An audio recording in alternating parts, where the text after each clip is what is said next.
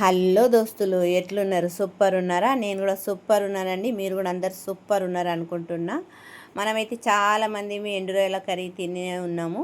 టమాటా కాయలలో వేసుకొని తింటాము, ఉల్లిగడ్డలలో వేసుకొని వండుకుంటాము, ఎండు రొయ్యల పచ్చడి కూడా చేసుకొని తింటాము. అవేమి కాకుండా ఈరోజు అయితే కాస్త డిఫరెంట్గా ఎండు రొయ్యల కారం పొడి అయితే చేస్తున్నా. ఏ విధంగా చేసిందో మీరు కూడా చూసేద్దురు రండి ఫ్రెండ్స్. ముందైతే ఒక కడాయి తీసుకొని దాంట్లో మనకు తగ్గంత కారం ఎంత తినగలుగుతామో అంత తగ్గట్టు కారం ఎండుమిరపకాయలు తీసుకొని దోరగా వేయించుకొని పక్కకైతే పెట్టుకోవాలి.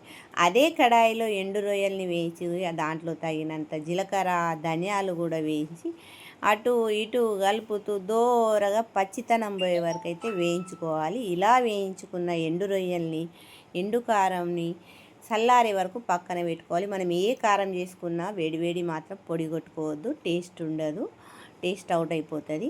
అందుకోసం ఫస్ట్ చల్లారనివ్వాలి. చల్లారించిన తర్వాతని మిక్సీ జార్లో మీకు ఇష్టమైతే రోట్లో కూడా పొడి చేసుకోవచ్చు. మా ఇంట్లో రోల్ లేదు కాబట్టి మిక్సీ జారే యూజ్ చేస్తున్నా.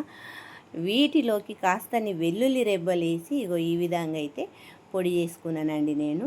వేడి వేడి అన్నంలో ఒక స్పూన్ ఎండు రొయ్యల పొడి వేసుకొని తింటే ఏమన్నా ఉంటుందా? సూపర్ అండి. టేస్ట్, హెల్దీకి హెల్దీ. చాలామంది డాక్టర్లు నూనె వాడొద్దు అంటారు కదా, నూనె తినకుండా అవాయిడ్ చేసుకోవాలి అనేవాళ్ళు ఇలా ట్రై చేయండి.